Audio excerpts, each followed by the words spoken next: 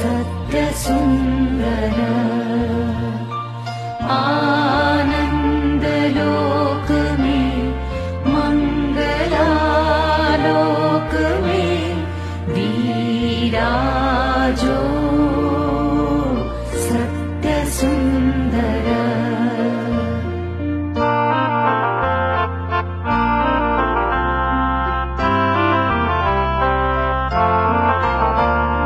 महिमा तेरी उद्भासित महागगन में, महिमा तेरी उद्भासित महागगन में विश्व जगत मणिभूषण वेष्टित चरण में आनंद लोक में मंगलालोक में विराजो।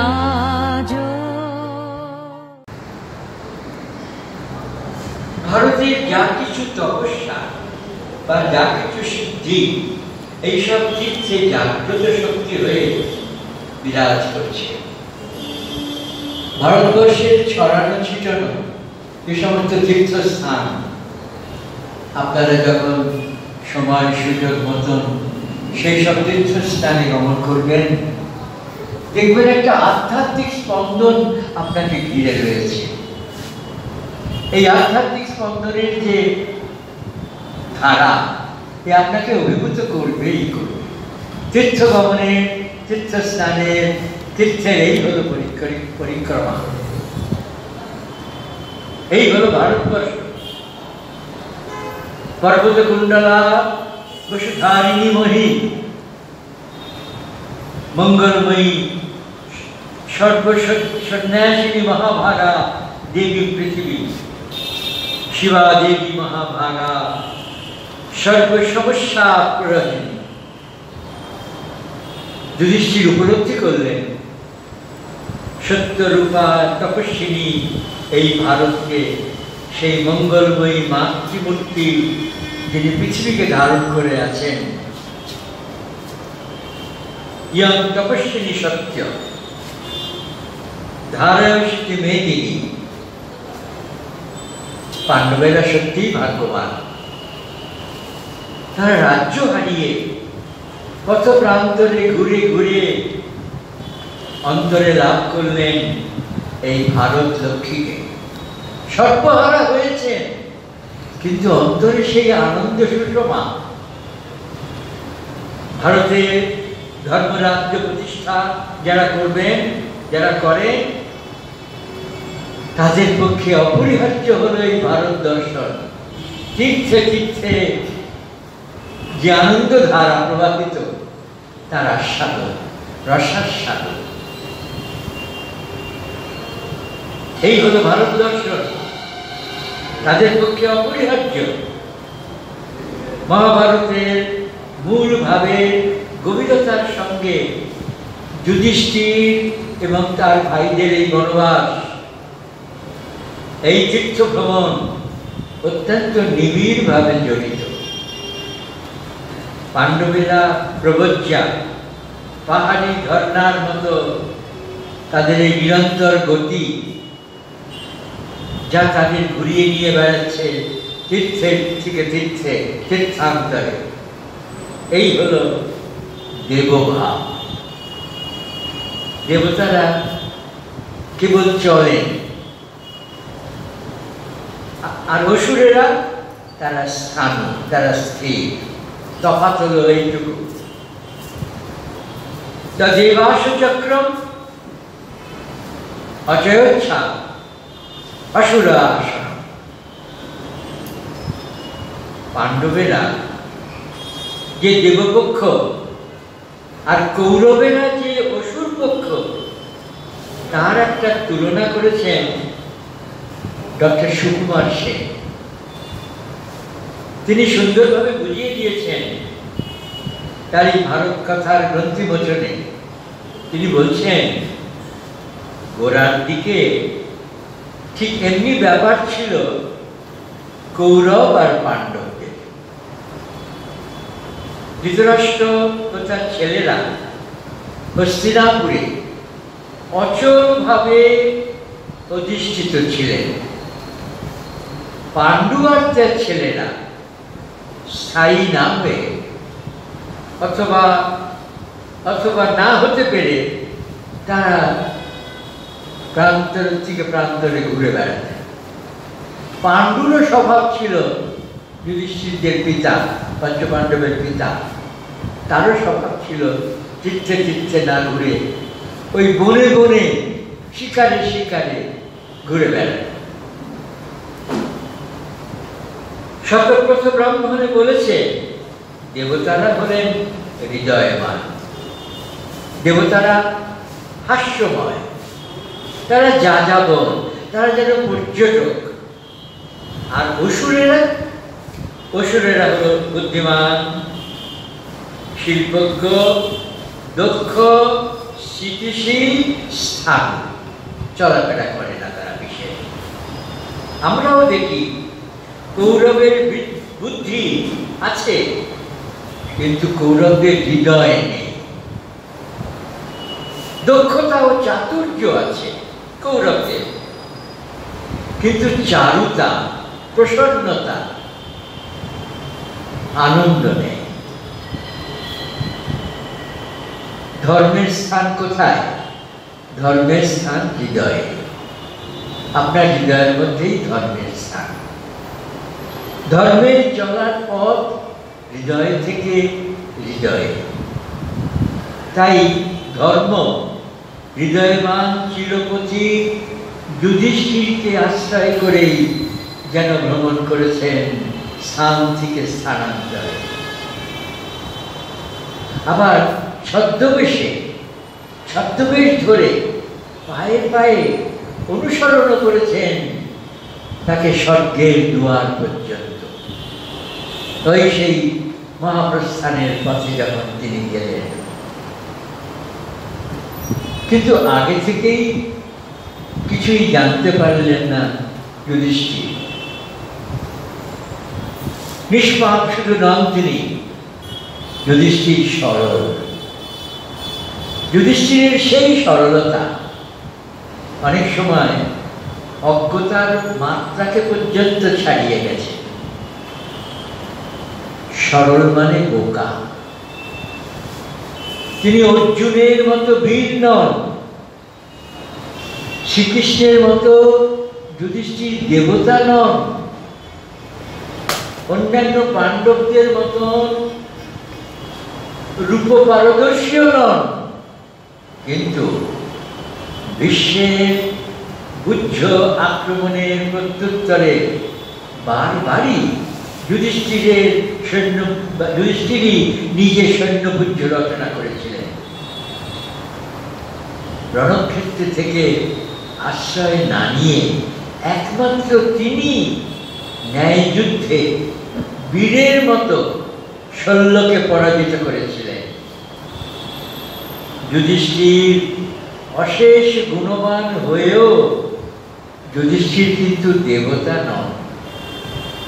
আবার অনেক ত্রুটি দুর্বলতা সত্ত্বেও তিনি আবার সাধারণ মানুষের পর্যায়েও পড়েন না। তার অন্তরের সকল স্ববিরোধিতা, সকল মনস্তাপের মধ্যে নিজের হৃদয়ের নির্জন পথ ধরে তিনি ধীরে ধীরে পায়ে পায়ে এগিয়েছেন। ধীরে ধীরে তিনি অগ্রসর হয়েছেন, বীরের মতো নয়, একান্তভাবে তারই মতো দ্বিধাহীন, অথচ অনিশ্চিত পদক্ষেপ চলেছেন তিনি আপন বিশ্বাসে।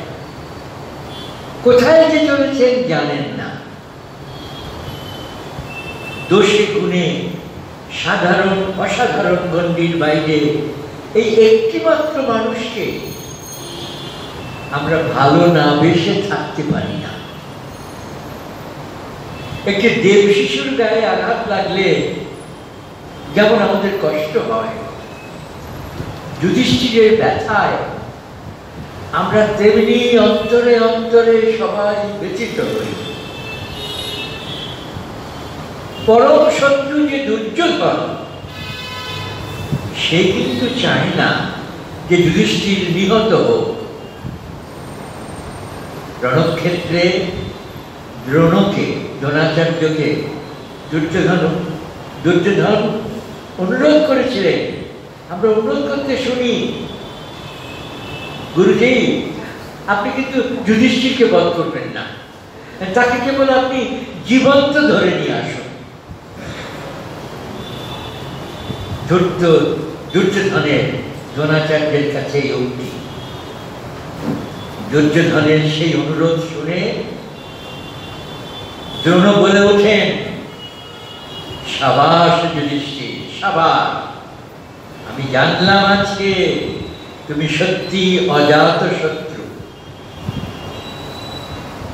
দুর্যোধন, তুমি তো পারলে না, তুমি বলতে পারলে না যে যুধিষ্ঠির নিহত হোক। তুমি বললে যুধিষ্ঠিরকে যেভাবেই হোক জীবন্ত আপনি ধরে নিয়ে আসুন। দুঃখের দিন যতই দীর্ঘ হোক, সকলের দুঃখের দিনের শেষ আছে। তীর্থযাত্রায় ভারত প্রদক্ষিণ করে বনবাসের 7 বছর কাটিয়ে গন্ধমাদন পর্বতে এসে পাণ্ডবেরা অর্জুনের সঙ্গে মিলিত হলেন। গন্ধমাদন পর্বত, তারপর কুবেরের উদ্যানে কাটল আরো 4 বছর। বনবাসের কাল আস্তে আস্তে শেষ হয়ে আসছে। যুধিষ্ঠিরের মনে মনে তার সতর্ক হিসাব কিন্তু রেখেছেন। তাই কুবের উদ্যান ত্যাগ করে বিষপর্বার আশ্রমে একটা রাত্রি কাটিয়ে বদ্রিকাশ্রমে 1 মাস থেকে বিষাদ বন হয়ে আবার ফিরে এলেন সেই দ্বৈত বনে। হস্তিনাপুরের কাছে দ্বৈত বন, শত্রুদের চোখের সামনে। দুর্যোধন সবাই হস্তিনাপুরের রাজা, অত্যন্ত সুচিন্তিত যুধিষ্ঠিরের এই পরিকল্পনা শত্রুর মনে বিভ্রান্তি সৃষ্টি করে তাদের চোখে ধুলো দেওয়া। দুর্যোধনের গুপ্তচরেরা অবাক হয়ে গেছে। আশ্চর্য, কি আশ্চর্য! দুর্যোধন গুপ্তচর পাঠিয়েছেন সদা সর্বদা, কোথায় কোথায় পাণ্ডবেরা ঘুরে ঘুরে বেড়াচ্ছে তার সব খোঁজ নাও। আর মাত্র কদিন পরে যাদের চলে যেতে হবে অজ্ঞাতবাসে, তারা কিনা এখনো প্রকাশ্যে চোখের সামনে ঘুরে ঘুরে বেড়াচ্ছেন। গুপ্তচরের সন্ধানী দল জাল ভেদ করে তাদের জাল ভেদ করে তারা পালাবেন কোথায়? একদিন বেলা শেষে কুটিরাঙ্গনে বসে আছেন পঞ্চপাণ্ডব। ম্লান বনস্থলীর নীরবতার সঙ্গে মিশে গেছে তাদের নীরব হৃদয়। আর তো কটা দিন, পশ্চাতে তাদের পথের দীর্ঘ ক্লান্তি, সম্মুখে দুর্গেয় অনিশ্চয়তা, অজ্ঞাতবাস। কেউ জানতে পারবে না, এমন ভাবে বাস করতে হবে। এমন সময় তারা যখন পরস্পর চিন্তামগ্ন, এক ব্রাহ্মণ ছুটতে ছুটতে এসে তাদের কাছে এসে বললেন, হে রাজন, আমার বড় বিপদ, আমার বড় বিপদ, আমাকে উদ্ধার করুন। উদ্বিগ্ন হয়ে যুধিষ্ঠির জিজ্ঞাসা করলেন, ব্রাহ্মণ কি হয়েছে, আপনার কিসের বিপদ? পূর্ণ সাগরের মতন যুধিষ্ঠির নীরব, আর পাণ্ডবগণ দাঁড়িয়ে আছেন বজ্রমণ্ডিত গাম্ভীর্য নিয়ে। তাদের সামনে এক অসহায় ব্রাহ্মণ আত্মচরিত কণ্ঠে বলছেন, আমার অগ্নিহোত্রের উপচারে অরণি ও মন্ত্রদণ্ড আমি একটি গাছে টাঙিয়ে রেখেছিলাম। একটা হরিণ এসে সেই গাছে গাত্র ঘর্ষণ করতে করতে করতে করতে তারপর তার শিঙে, তার মাথার শিঙে আটকে গিয়ে সেই অরণীয় হস্ত দুটি নিয়ে এসে পালিয়ে গেছে। আমার এই অরণীয় মণ্ডদণ্ড, হে রাজা, আপনি ব্রাহ্মণের এই অগ্নিহোত্র ব্রত রক্ষা করুন। আমার অরণীনাথ সেই মণ্ডটিকে আপনারা উদ্ধার করে দিন। পাণ্ডবেরা ব্রাহ্মণের হিতার্থে, সকলের হিতার্থে তারা সর্বদাই ব্রতচারী, ব্রতধারী,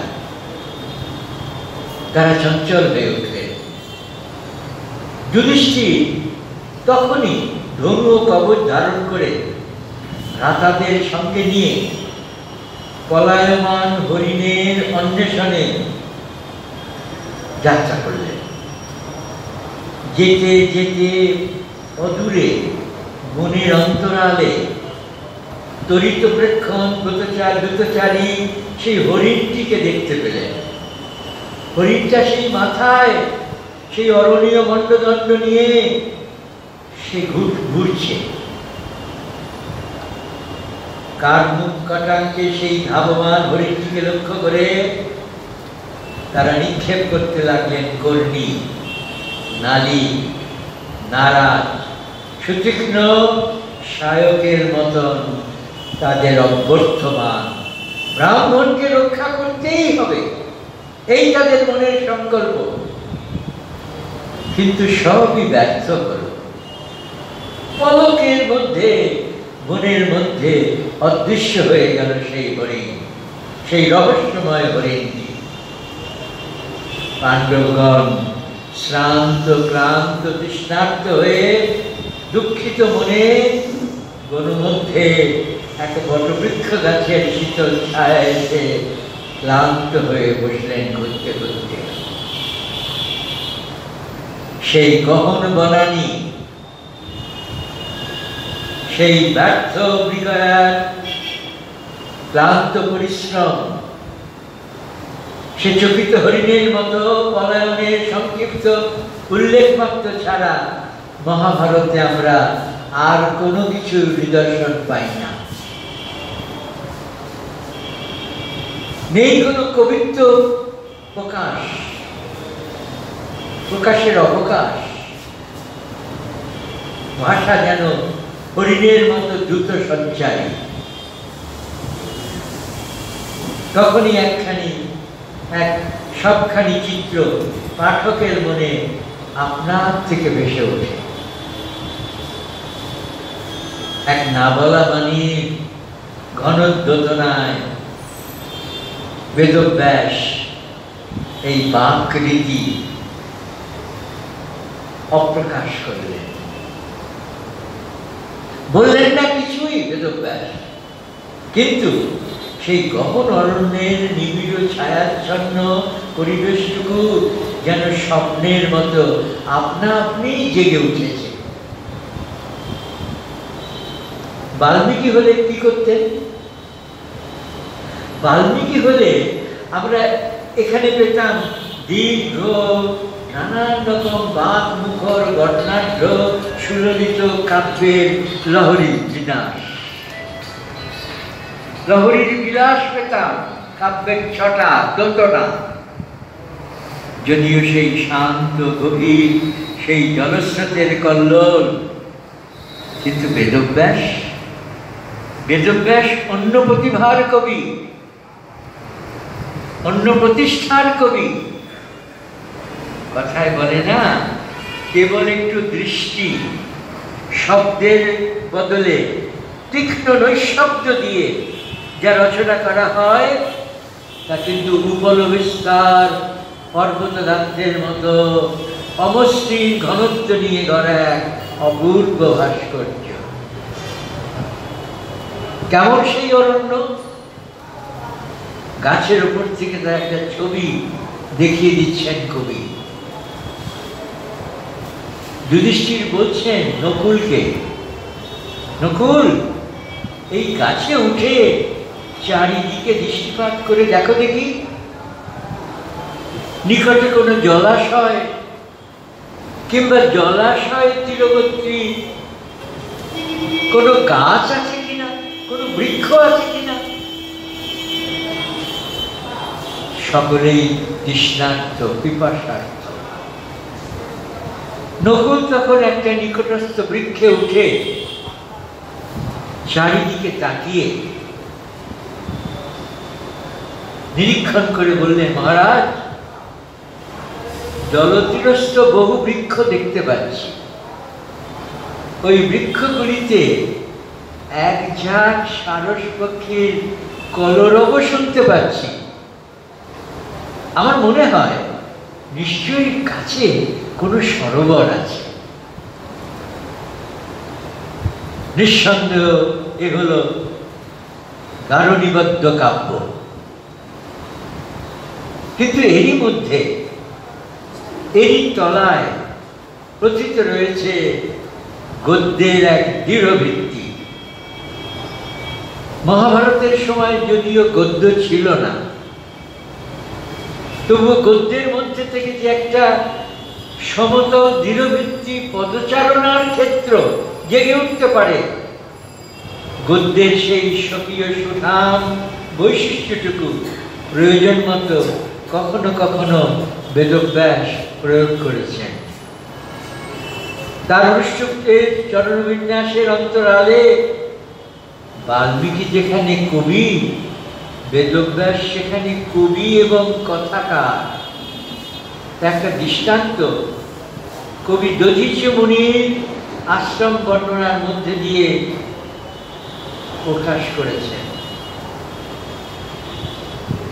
বলছেন কাব্য করে, পুরুষ কোকিলের মধুর স্বরের সঙ্গে ভ্রমরের গুঞ্জন মিশে শামগানের মতো যেন শোনাচ্ছে। শামগান বেদজ্ঞান, বেদজ্ঞান। সমস্ত আশ্রমটি পক্ষী পূজনে সজীব। মহিষ, শূকর, সুমর, চমর, মৃগসমূহ ব্যাঘ্র ভয়শূন্য না হয়ে, ব্যাঘ্র ভয়শূন্য হয়ে আশ্রমে বিচরণ করছে। মদস্রাবী হস্তি সব হস্তিনী সমবিবাহারে আশ্রম সরোবরে স্নান করে বৃহৎ ধ্বনি দিয়ে তুলে চারিদিকে ছোটাছুটি করে নিজেরা খেলায় মেতেছে। পর্বতের গুহাম কন্দরে শয়ান সিংহ ব্যাঘ্র সমূহ গর্জন করছে আপন আবেতে। গুহার মধ্যে অন্যান্য প্রাণীদেরও শব্দ শোনা যাচ্ছে বটে। এইভাবে সর্বপ্রকার মনোরম দৃশ্যে সুশোভিত স্বর্গতুল্য সেই দধীচি মুনির আশ্রমে দেবগণ এসে উপস্থিত হলেন। শঙ্খের ধ্বনির এমন করিক্রমল মিশ্রণ, যুক্তাক্ষরের সমাসের দৃঢ়বদ্ধ ঠাস বুনানি, দন্ত তালু ও মূর্ধন্যের স্বস্বরের এই হর্ষদীর্ঘ প্রয়োগ,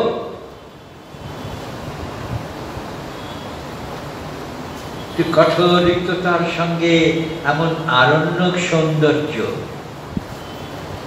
কঠোস্বরে ললিতে এবং যুগানুগ বাক প্রতিমা অতি অল্পই আমরা কাব্য সাহিত্যে দেখতে পাই। অথচ তারই সঙ্গে আমরা লক্ষ্য করি গদ্যের একটা চাল, শ্রেণীবদ্ধ সোনার ভারী পদক্ষেপের মতো সঞ্চালিত একটা যেন পদক্ষেপ আমরা ধ্বনিত হচ্ছি। বেদব্যাসের কাব্যের সঙ্গে মিশে আছে এক উচ্চমনা, ক্ষত্রিয়জ, ওজ এবং বীর্য। ক্ষত্রিয়ের বহু বিচিত্র রাজকীয় গাম্ভীর্য ও গরিমা মহাভারতের শ্লোকের চরণে চরণে ধ্বনিত হয়েছে এক যুদ্ধগামী সেনানীর দ্রুত পাদচারণা। শ্রী অরবিন্দের এই যুদ্ধের দামামা কিভাবে বাজছে তিনি একটু বর্ণনা দিয়েছেন। বলেছেন, a swift yet measured movement like the march of an army towards battle. যুদ্ধক্ষেত্রে যেন সৈন্যদের রণধ্বনি পদধ্বনির মধ্যে মিশে গিয়ে যেন একটা হাহাকার। বেদব্যাসের কাছে, বেদব্যাসের কাব্যে এটা একটা বড় হওয়ার, ঝোড়ো হওয়ার দুরন্ত গতি, যা ঘটনার ঘূর্ণি দিয়ে অরণ্যের শাল পল্লবকে আলোড়িত করে চলে। শ্রী অরবিন্দ তাই বেদব্যাসকে বলেছেন এ পোয়েট অফ অ্যাকশন, যিনি সত্যি সত্যি দামামার সুরটাকে রণিত করলেন, ধ্বনিত করলেন। তিনি যতটা না প্রকৃতির কবি, তার চেয়ে অনেক বেশি অন্তর্জগতের, অন্তর্জীবনের কবি। বেদব্যাসের অন্তর্ভেদী দৃষ্টি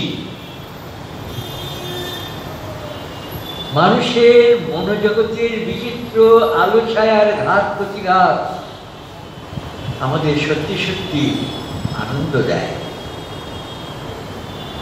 পঞ্চপাণ্ডব বনমধ্যে সেই শীতল বটচ্ছায়া এসে বসে পড়েছেন।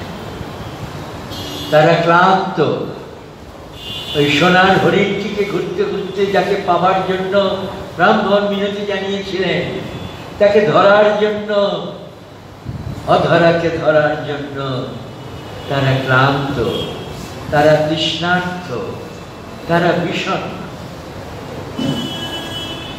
কবি দেখাচ্ছেন তাদের প্রত্যেকের অন্তরের ভাব। কি তারা ভাবছেন? বেদব্যাসের সূক্ষ্ম দৃষ্টিগুলো দেখুন, কত অপরূপ সুন্দর। সকলেই কিন্তু এক ভাগ্যে চক্রে বাঁধা, কিন্তু প্রত্যেকেই জ্বলছেন স্বতন্ত্র আগুনে। চিন্তা করে দেখুন, তাদের নিজস্ব কণ্ঠস্বরের মতো তাদের ব্যথাও ভিন্ন ভিন্ন। প্রত্যেকের এই পঞ্চপাণ্ডবের ব্যথাও আলাদা আলাদা। কেবল যুধিষ্ঠিরের কোনো অন্তর্দাহ নেই, কোনো খেদ নেই, কোনো অভিযোগ নেই। ঈশ্বরে বিশ্বাসী তিনি। ভগবান যা নির্দিষ্ট করে রেখেছেন তাই তো হবে, মানুষের ভাগ্য তো তাই। প্রশ্নটি তুললেন প্রথমে নকুল। নকুল বললেন, আমাদের বংশে কখনো ধর্ম তো লোপ পায়নি, আলস্যে আমরা কোনো কাজ অসিদ্ধ রাখিনি, আমরা কখনো কোনো প্রার্থীকে আজ পর্যন্ত ফিরিয়ে দিইনি। কিন্তু কি অদৃষ্ট, আজ আমাদের শক্তি সামর্থ্য সম্বন্ধে সংশয় উপস্থিত হলো কেন? সম্প্রপ্রাপ্ত সৎসংশয় কিন্ন রাজন। কেন আমাদের শক্তি সম্বন্ধে আজ এরকম সংশয় উপস্থিত হলো? যুধিষ্ঠির শুনলেন, শান্ত মনে উত্তর দিলেন, এক উদার নিষ্পৃহ কণ্ঠে।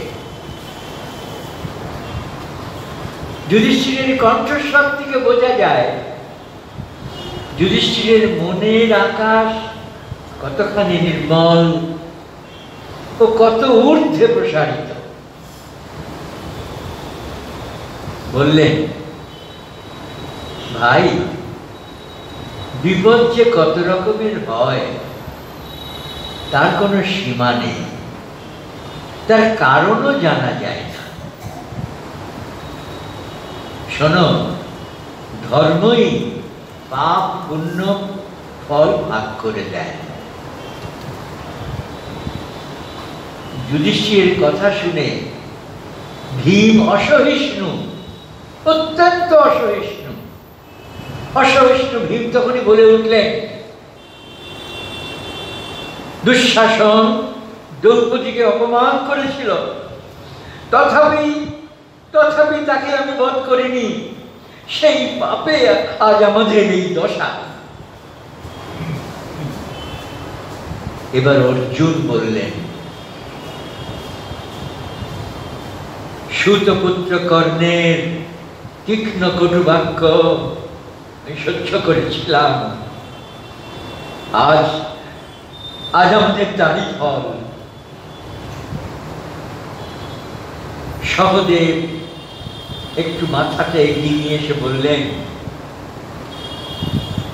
শকুনি যখন ওই দুটো পাশা খেলায় জয়ী হয় তখন আমি তাকে হত্যা করিনি, তাই এমন কাণ্ডটা হলো। আজ আমরা অসহায়। যুধিষ্ঠির কিন্তু ধীর স্থির। তিনি বোঝেন তার ভাইদের অন্তরের দুঃখ ও মনস্তাপ, তাই শান্তভাবে এই অপ্রিয় প্রসঙ্গটা যুধিষ্ঠির পাল্টে দিতে চাইলেন। সস্নেহে নকুলকে বললেন, দেখো তো নিকটে কোনো জলাশয় আছে কিনা, আমরা সকলেই তৃষ্ণার্ত। তুমি শীঘ্র গিয়ে তোমার তুনে করে জল নিয়ে এসো, আমরা সবাই তো পিপাসার্ত।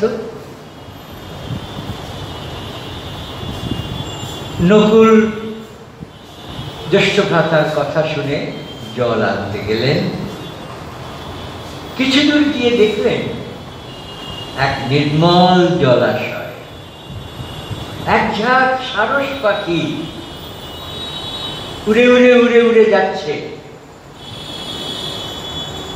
নকুল এগিয়ে গেলেন, তিনি জল পান করতে যাবেন, এমন সময় শুনলেন কে যেন বলছে, মাতা দোষ সাহসম,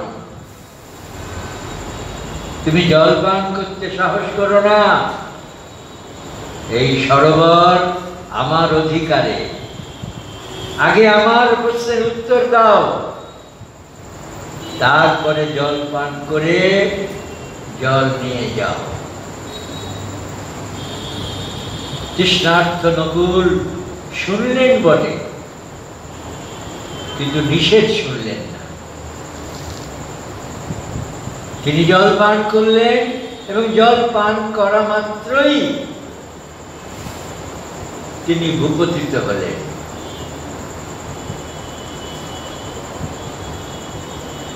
নকুলের বিলম্ব দেখে যুধিষ্ঠির চিন্তিত হলেন। সহদেবকে বললেন, সহদেব যাও তো, দেখো তো কেন বিলম্ব হচ্ছে নকুলের।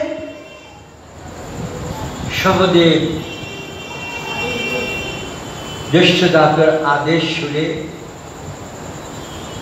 তিনিও গেলেন এবং ওই রকম অদৃশ্য কণ্ঠের নিষেধ বাণী শুনলেন। তবুও সেই নিষেধ বাণী অগ্রাহ্য করে সহদেব জল পান করতেই মাটিতে তার দেহ পড়ে গেল। কেউ কিছু জানতে পারছে না। যুধিষ্ঠির একে একে অর্জুন ও তারপরে ভীমকে পাঠালেন। তাদের ওই একই দশা হল, কেউ আর ফিরে এলেন না।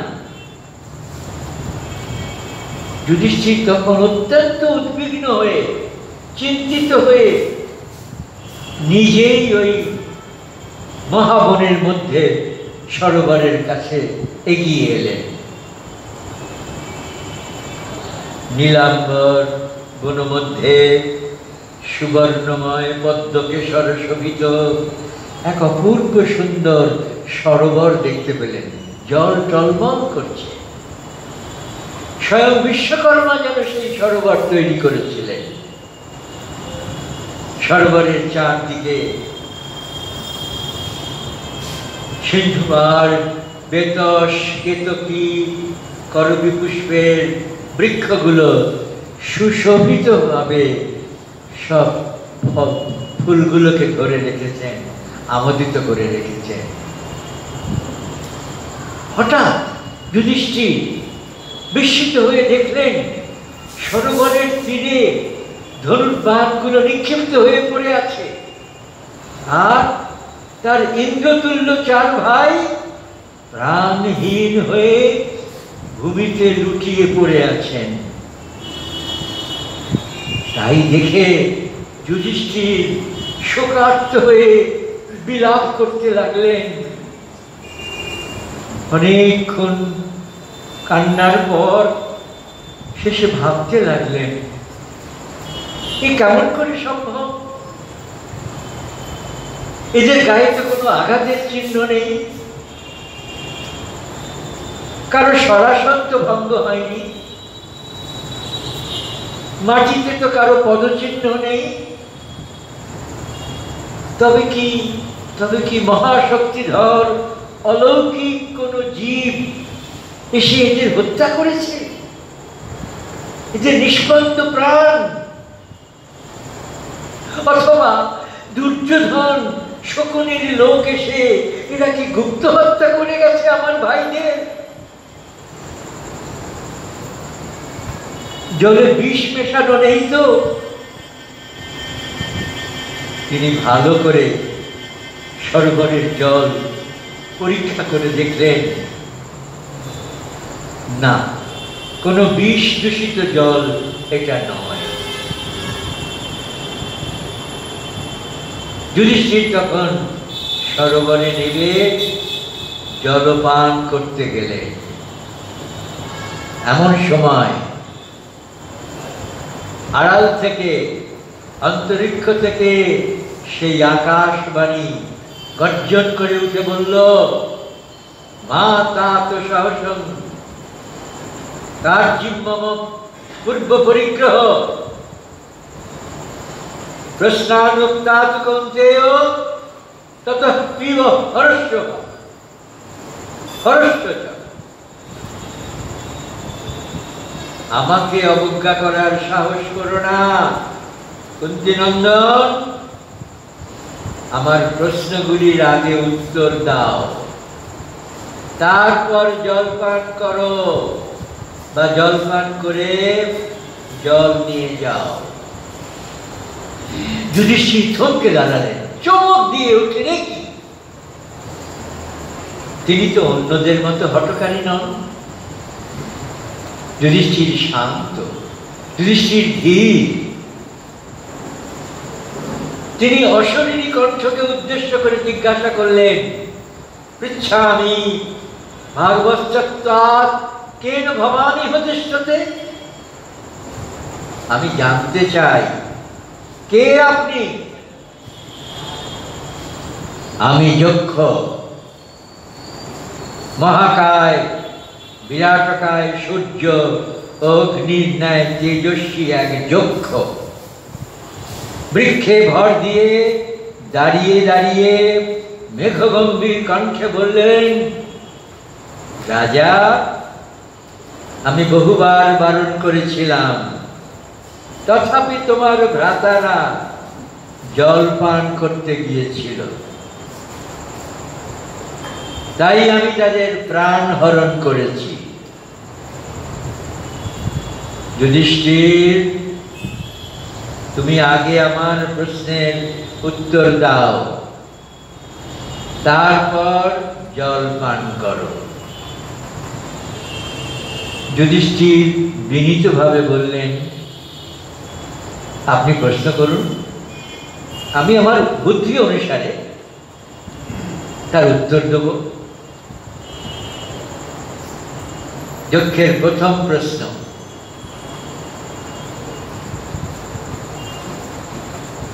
যুধিষ্ঠিরের জ্ঞানের অনুভবের মূল ভিত্তিটাকেই যেন একটু নাড়া দিয়ে দেখতে চাইলেন যক্ষ, যে এই যুধিষ্ঠিরের জ্ঞান বিদ্যা মূল ভিত্তি কতটা তপস্যা সিদ্ধ। যক্ষ তাকে প্রথম প্রশ্ন করলেন, কে সূর্যকে ঊর্ধ্বে ধরে রেখেছে? কে সূর্যের চারিদিকে ভ্রমণ করে? কোথায় তিনি প্রতিষ্ঠিত আছেন? তিনটি প্রশ্ন।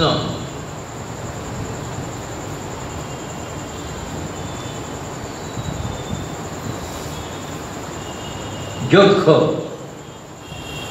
যতই নিজেকে ছদ্ম পরিচয় দিন না কেন, তার এই প্রথম প্রশ্নে যুধিষ্ঠিরের বোঝা উচিত ছিল যক্ষকে। কেননা মার্কণ্ড মুনির কাছে যুধিষ্ঠির আগেই শুনেছেন সাবিত্রী ঠিক এই প্রশ্নেরই উত্তর দিয়েছিলেন ধর্মরাজ যমকে। তার অনিন্দ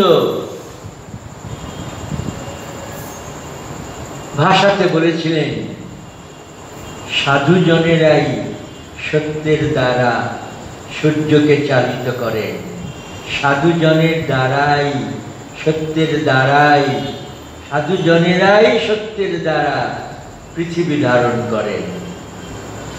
যুধিষ্ঠিরের এটা জানা ছিল। মার্কণ্ডেয় মুনির কাছে তিনি এটা শুনেছিলেন, সাবিত্রী সত্যবানের সেই কাহিনী। যুধিষ্ঠির প্রশ্নটি শুনে উত্তর দিলেন, ব্রহ্মই সূর্যকে উদিত করান, দেবগণই তার পার্শ্বচর, ধর্মই সূর্যকে অস্তগমন করান এবং সত্যতেই তিনি প্রতিষ্ঠিত। সূর্যের উদয়াস্তের মধ্যে যে ঋতু, যুধিষ্ঠির তাকেই বলছেন ব্রহ্ম বা ধর্ম। সূর্যের এই আহ্নিক গতির সঙ্গে মানুষের জীবনে তার অন্তরের কোথাও একটা ছন্দমিল আছে। যুধিষ্ঠির তাকে বলেছেন সত্য। সাবিত্রীর বচনে সন্ত, আর যুধিষ্ঠিরের উক্তিতে সত্যেচ। সন্ত হি সত্যেন নশয়ন্তি সূর্য, সন্ত ভূমি তপস্যা ধারয়ন্তি। অতএব এই দুয়ে মিলে মানব জীবনের ধর্ম আর জাগতিক নিয়মের সত্য বিধৃত হয়েছে জ্যোতির্ময় সূর্য চেতনা এক আধ্যাত্মিক আদিত্য প্রভায়। আদি পর্বের প্রথম অধ্যায়ে কথা বলা হয়েছিল যে সমগ্র মহাভারতের মধ্যে এই বনপর্ব হল গ্রন্থিস্থল, অরণি পর্বোৎপাদ, অথবা ভারত বৃক্ষের বিটাঙ্ক পক্ষী থাকিবার যেটা স্থান, সেই বিটাঙ্ক অরণ্য বৃঙ্কবন, তত্ত্ব ও অর্থ, যোগ ও তপস্যার সে দৃঢ়গ্রন্থি, দৃঢ়মূল। মহাভারতে মোট ৮,৮০০টি শ্লোক কুটে রয়েছে, যা গুঢ়ার্থ সমন্বিত। বেদব্যাস বলেছেন তার অর্থ কেবল তিনিই জানেন, সুখদেব জানে, আর সঞ্জয়ও জানতে পারে বা নাও জানতে পারে। অহং বেদিনী সুখ বৃত্য সঞ্জয় ব্যক্তি বা নবহ, জানতেও পারে সঞ্জয়, নাও জানে, কিন্তু আমি জানি আর আমার পুত্র সুখদেব জানে। সেই শ্লোকগুলি প্রকৃতপক্ষে হল গ্রন্থি, অর্থাৎ তার রহস্য ভেদ করতে কেউ পারেনি বলে সৌতি জানাচ্ছেন। সৌতি ঋষি এই রহস্য আজ পর্যন্ত কেউ ভেদ করতে পারেননি, এই সৌতি ঋষি এটা বলেছিলেন। সেগুলোর অর্থ যেমন গূঢ়, তার শব্দগুলিও তেমনি যোগদৃষ্টি দিয়ে ব্যক্ত। এই যে যোগদৃষ্টি, যোগ সম্পন্ন, এই যোগ সম্পন্নকে অভ্যাস করতে হয়, যোগকে বাড়াবার জন্য। অভ্যাস যোগযুক্তেন চেতসা নান্যগামিনা শুনি চৈব সপাকেচ পণ্ডিতা সমদর্শিনা। এই যোগের সঙ্গে যদি আপনি যুক্ত হতে পারেন, জানবেন আপনার জীবন সফল। যোগ মানে বিয়োগ নয়, খালি এগিয়ে যাওয়া, চরই বেতি, রূপোর খনি, তারপরে সোনার খনি, তারপরে হীরের খনি, তারপরে আরো মণিমুক্তা প্রবালাদির খনি, এই যে এগিয়ে যাওয়া। অতএব আদি পর্বের প্রথম অধ্যায়টির মধ্যে এই দেখা যায় এই তত্ত্ব, অর্থ ও যোগ, তপস্যার সে দৃঢ়গ্রন্থি, যা গ্রন্থি। যক্ষ যে প্রথম প্রশ্নটি করেছিলেন এবং আরো দু একটি তার অন্যতম, যার অর্থ হলো বলে দিল রহস্য ভেদ হয় না। বৈদিক ভারতের এ হলো সেই যোগভাষ্য বা বেদ রহস্য। যম সাবিত্রী সংলাপে যক্ষ যুধিষ্ঠিরের প্রথম প্রশ্নের উত্তরে প্রতিফলিত হয়েছে কঠোপনিষদের মধ্যে যে মন্ত্রটি, সেই মন্ত্রটি উচ্চারিত হয়েছে। কি সেই মন্ত্রের ধ্যান? বাংলায় সর্বার্থ বলতে গেলে, যার মধ্য থেকে সূর্য ওঠেন, যার মধ্যে তিনি অস্ত যান, তারই কাছে সকল দেবতা নিজেদের অর্পণ করেছেন। তাকে অতিক্রম করে কেউ চলে যেতে পারে না। তিনি হলেন তিনি, অর্থাৎ ব্রহ্ম, সেই পরম ব্রহ্ম। আবার কেবল কঠোপনিষদেই নয়, তারও আগে ঋষিদের সূর্য ঋষিও বলেছিলেন, ঋগ্বেদের সূর্য ঋষিও বলেছিলেন একই কথা। কি বলেছিলেন সূর্য ঋষি? কি বলেছিলেন সেই ঋগ্বেদে? সত্যই পৃথিবীকে উত্তম্ভিত করে রেখেছেন, সত্যই পৃথিবীকে উত্তম্ভিত করে রেখেছেন। সূর্য স্বর্গকে উত্তম্ভিত করে রেখেছেন। ঋতু প্রভাবে আদিত্যগণ আকাশে অবস্থিত আছেন। ঋতু প্রভাবেই সোম সেই স্থান আশ্রয় করে আছেন। সন্দেহ নেই যে গীতার বাণী ঘোষণার সময় তার পরিবেশ অত্যন্ত নাটকীয় ছিল। একটা দুর্যোগ তার সবখানি ত্রাস ও আতঙ্ক নিয়ে যেন থমকে দাঁড়িয়েছিল ওই কুরুক্ষেত্রের রণের যুদ্ধের প্রাঙ্গণে। তথাপি যক্ষ যুধিষ্ঠিরের এই প্রশ্নোত্তরের পটভূমি আরো ভয়ঙ্কর, আরো বিচিত্র। সেই সায়ন্যে সেই হ্রদের কাছে দাঁড়িয়ে অপূর্ব সুন্দর সেই সরোবরের সামনে যুধিষ্ঠির দাঁড়িয়ে আছেন। তার বীরশ্রেষ্ঠ 4টি ভাই তাদের মৃতদেহ ভূমিতে লুটিয়ে পড়ে আছে। এখন তারা কেউই নেই। রাজ্য হারিয়ে অশেষ লাঞ্ছনার ভিতরেও তার অন্তত এতটা সান্ত্বনা ছিল এতদিন যে তার প্রাণপ্রতি 4টি ভাই তারা পাশে দাঁড়িয়ে আছে। শক্তিশালী আহত মৃত প্রায় যেমন লক্ষণের পাশে দাঁড়িয়ে রামচন্দ্র হাহাকার করে কেঁদে উঠেছিলেন, রামায়ণে আমরা পাঠ পাই। মিথ্যা হয়ে গিয়েছিল তার সীতা উদ্ধারের সংকল্প, তার রাবণ বধের প্রয়াস। কাঁদতে কাঁদতে রুদ্ধ কণ্ঠে রামচন্দ্র বলেছিলেন, দেশে দেশে কলত্রাসী, দেশে দেশে চ বান্ধবা, তন্তু দেশানুপশ্যামি যত্র ভ্রাতা সহোদরা, ইত্যমেব বিলপন্ত তং শোকানি বীরভদ্রমন্ত্রিয়াম বিচেষ্টমান করুণমুচ্ছ সঙ্গ পুনঃ পুনঃ।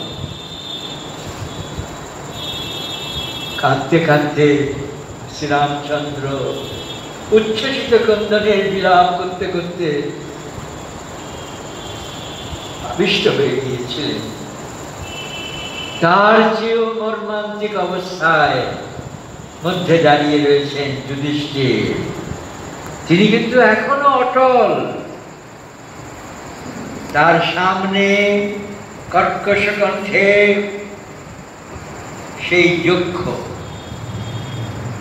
তীক্ষ্ণ সুতীক্ষ্ণ কর্কশ কণ্ঠে সেই যক্ষ তীক্ষ্ণ বাণের মতন একের পর এক বাণ নিক্ষেপ করে চলেছেন।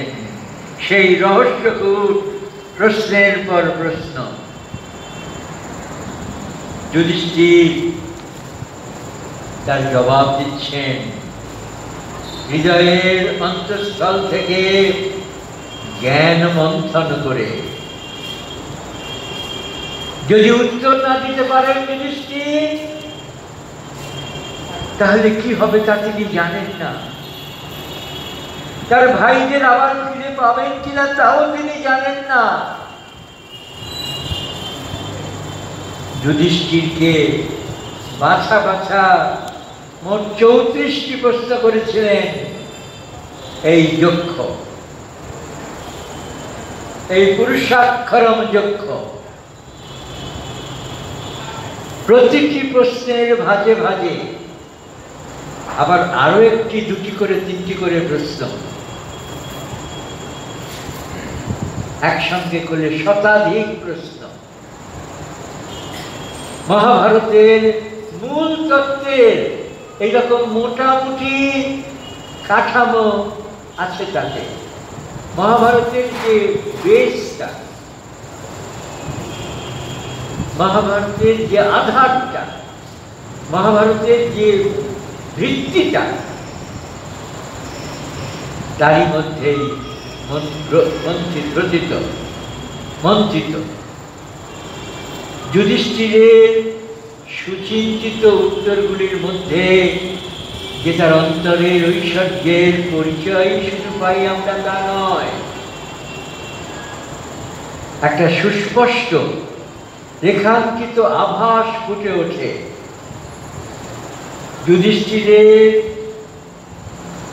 জ্ঞান সূর্যের উদয়ের মধ্য দিয়েই, তার মুখনিসৃত বাণীর মধ্য দিয়েই জীবন মৃত্যু, সুখ দুঃখ, ধর্ম অধর্ম, স্বর্গ নরক, সত্য তপ,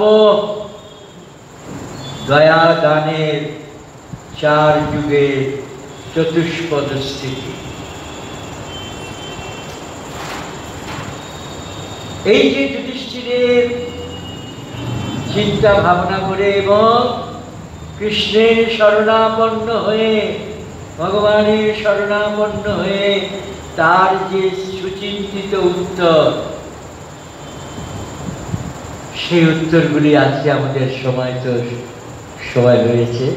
আমরা আগামী আগস্ট মাসে দিন এলে পরে আমরা সেই দিনে আপনাদের সামনে এই কথা বলব। নমো ব্রহ্মণ্য দেবায় গো ব্রাহ্মণ হিতায় চ জগদ্ধিতায় কৃষ্ণায় গোবিন্দায় নমঃ নমঃ। গোবিন্দায় নমঃ নমঃ। গোবিন্দায় নমঃ নমঃ।